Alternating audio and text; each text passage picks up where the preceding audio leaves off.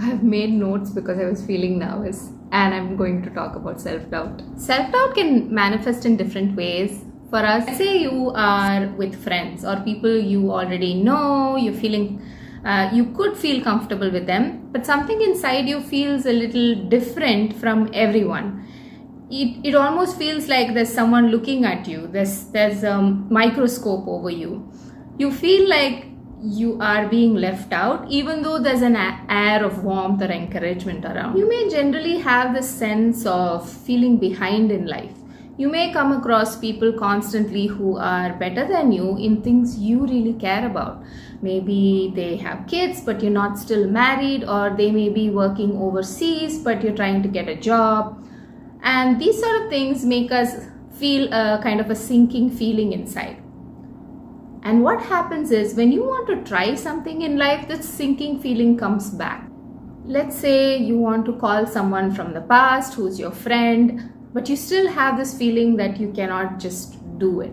Something pulls you back. It can also be like you're trying to talk about a topic that you're comfortable with, but you still feel like you may mess it up.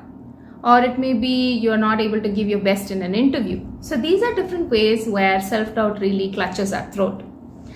We may call this nervousness, we may call this self-image issues or low self-confidence, but whatever it is, whatever you experience it like, for the sake of this video, we are just going to use one term, which is self-doubt. Before you watch rest of the video, hi, I'm Uma, I'm a mental health counselor and I talk a lot about these kind of things. If you like the way I talk, if you like the content, please do subscribe. Self-doubt is not always a weakness. Let's say, for example, you're learning how to cook. When you're starting to learn how to cook, you may notice that you do have some skills like patience and mindfulness, but you didn't know that you need to apply them with intensity for cooking. You may burn dishes, you may burn yourself, and then slowly you recover from it. But if someone comes to you and says, why are you overthinking it? Why don't you just do it? Do you have confidence issues? You will laugh at them because you will just say, I'm just learning. And it's almost funny if somebody makes such comments. However, when it comes to life, we find that when we don't know things, we don't tell ourselves, I'm just learning. We tell ourselves, I'm incapable or not worthy. In that case, self-doubt may be just a sign that you're learning something new. The nervousness you feel may be just the excitement of experiencing something brand new, and that's okay. It's just your nervous system has not been trained yet to hold those feelings and still be doing something, just going into it without knowing how the experience would feel like and learning something along the way. There are times when we will be really good at something. We may even have evidence for the thing that we are good at. People may appreciate us, but we still don't feel that it is good enough. Just like we doubt ourselves, we doubt compliment. Do they really mean it? Are they just being nice? And some people call this as imposter syndrome. Imposter syndrome is something which is very common, but it is not a clinical term.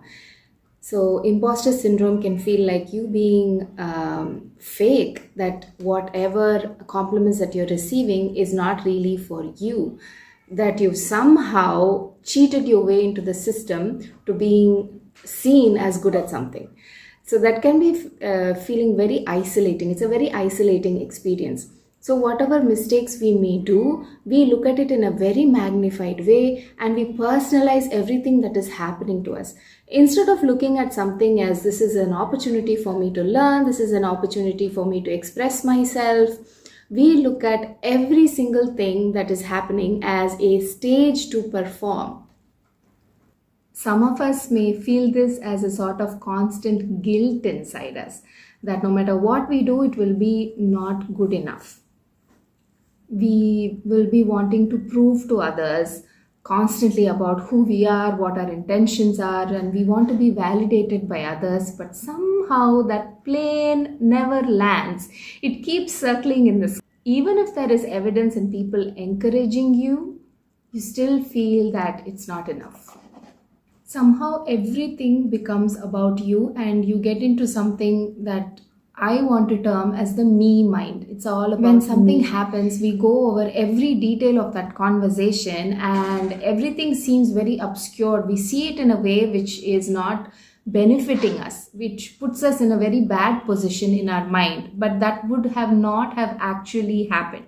And sometimes this over preparation, over analyzing makes us very drained that we don't even start the things that we want to be. We are allowed to do things imperfectly, but we still don't let ourselves begin the task that we want to do. This self-doubt is not knowing about ourself enough. We don't know if it's okay for us to fail. Who am I if I fail? Who am I if I succeed? Am I too much? Will I lose my relationships? If I'm too much, who am I if the other person sees me negatively? Who am I if I don't know how things are going to unfold? There are various ways to recover from this sort of self-doubt, which is very nagging and very sinking inside of us. So the first thing is, of course, we learn more about ourselves, allowing us to be ourselves, like accepting that we have these limitations and helping ourselves and being more kind to ourselves. But when we are in the me mind, these things can be difficult for us to do, isn't it? We forget simple things like there are birds right now in the sky that are flying, enjoying. There's a street dog lazing in the sun. There are children hiding from soldiers in countries where there's war. So many things are happening around us, but we feel very alone in this experience in our head. This is the me mind. We experience our world as a response to us rather than looking at everything working independently and having its own agenda. A few examples would be, I got rejected from the company that I'm applying for does not immediately mean that my father was right about me when I was 10 years old and he told me I was useless. Or my teacher was right that I'm not attentive enough and that I'll never be able to do anything in life.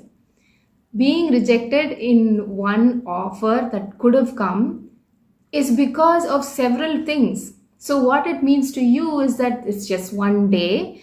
There may be things that you have to follow up with regards to maybe upskilling yourself, learning other things, and also keeping on applying to other places. That's all it means.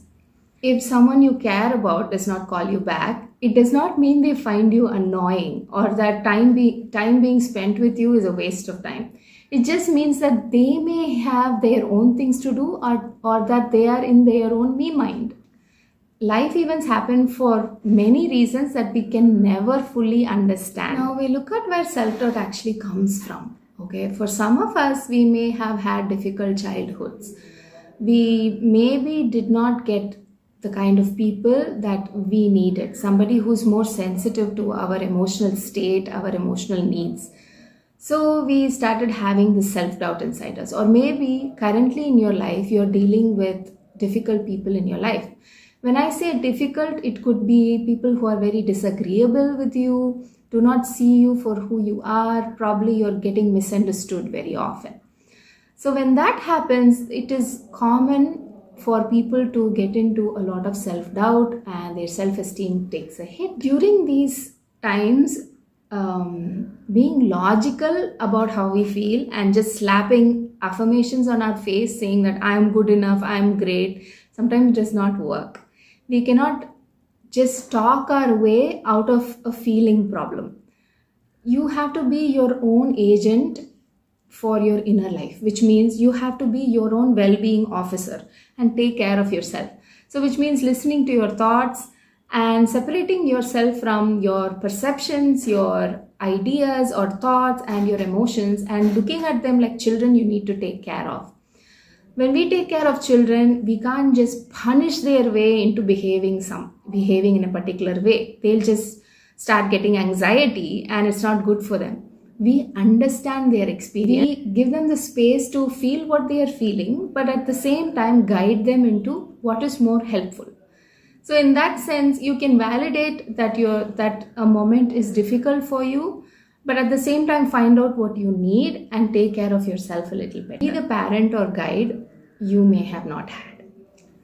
Now let's look at Swapna. Swapna is working. While on her way to work, during the travel, an elderly person sits next to her and says, These working women do not take care of their children, and the children nowadays are so spoiled. This creates a pressure for her unknowingly about the future of her job, about the future of her children, and her self image as well. Now she lands at office, and the manager writes her an email and says, "You need to take care of certain tasks because I'm on leave today." She takes over the managerial task, and a peer comments that, "Oh, you're already trying to get the manager's job." Now she's feeling a certain pressure, which means that being ambitious could be seen as being selfish. And this conflict creates certain stress inside her. Now she goes back home. She wants to relax. She opens up Instagram and she sees that her friend is taken to the US for a project. And now instantly she feels that her job is not good enough, or that she's incapable of landing such a good job. And now her mother walks inside the room and says, "I'm already getting old. Why don't you get married soon?" So this is something we can all relate with. We can really relate with Swapna, how her whole day is filled with so many opportunities for comparing ourselves with other people. We can easily say that Swapna needs more self-esteem, or she needs to be more aware of herself. But when a society is often pushing its own agenda on us, it's quite difficult to say that my self-confidence is fully enough. Now I want you to take a piece of paper and a pen, and I'll tell you what you're going to write. But before this, I want to talk a little bit about myself. There are certain things that I find as flaws, and those are not even my own thoughts. Let me tell you what I think as flaws. I've written it down. I'm falling short because my earnings are not enough. My contribution to the family many days feels lesser than my husband because I don't earn as much money. I have one kid, and for many people, that is one less than the correct number of kids. My body is not the correct frame for what is a visual standard for women. And I'm not the correct age to be a qualified and skillful therapist. I should be 5 or 10 years older to consider myself as qualified or skillful. Now, as you can see, these are thoughts that come in our head that causes us self-doubt.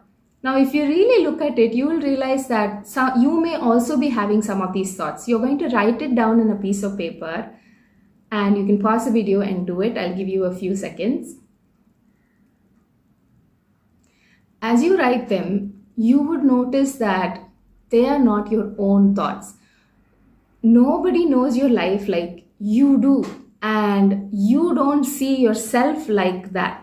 Now let me say I have one kid, and which means that I think that it's selfish to have just one kid.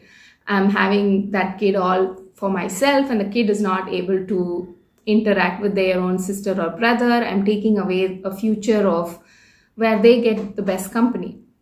But this is not true. Me choosing to have one child has several other factors that back that up, and that's the choice that I have made. That does not mean I'm being a selfish mother, or I'm trying to take away my child's future.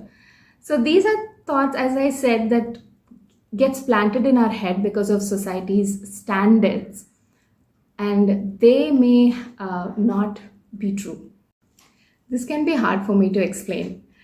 Now, while growing up, we were appreciated for certain things more than certain other things, which actually felt more meaningful and fulfilling for us. Let's say, for example, I am 4 or 5 years old, and I say a fact about something, like something in general knowledge or something, in front of my father and his friends. My father feels instantly proud and happy and gives me a lot of attention. And I feel that I just said what I know. It's not a big deal. But I'm learning that certain things make everybody give me more attention than certain other things. And here, what would actually feel more fulfilling and meaningful is me being loved by my father, and not for the facts that I know. So here, we equate performance to self-worth unknowingly. So here, when we grow up, in schools and at our homes, we get more attention to what we can perform, what we can do, compared to who we are and what we need. And some of us, we also learn that sacrificing our needs and putting others first get us more appreciation and acceptance than putting our needs first. Here we learn self-sacrifice is self-worth or self-sacrifice is love, which is not actually true. You tied worth to certain aspects of your life, like it all leads to money or power in some sense, like your career or how much marks you score or how what you do benefits other people who are in power, rather than doing things that you find more meaningful. So nobody is going to come up and say, you're happy because you're doing something makes you happy and that makes me happy. Very few of us have people like that who encourage us to do what we want to do. And so we tie self-worth to performance and self-sacrifice. I heard this somewhere where being ourselves can be an act of rebellion. And we really need to remember that if we are constantly struggling with self-doubt. When you catch yourself feeling that sinking feeling of self-doubt, I would like you to look at it as a smoke from the volcano that was alight many, many years back. So it's not your fault. Something that keeps rising up because of something that happened in the past does not mean that you cannot recover from it, or that it also means that the events that are happening right now may not have everything to do with what you feel on the inside. For example, self-doubt. But however, we do have control over our own healing. So listen to your thoughts, your emotions, practice self-validation, and be your own welfare officer or well-being officer. In order to take more responsibility for our own healing, we need to slow down and look at what we are thinking and feeling and try to understand our needs. And also look at what sort of meaningful action you can take right now, even if it comes with some discomfort.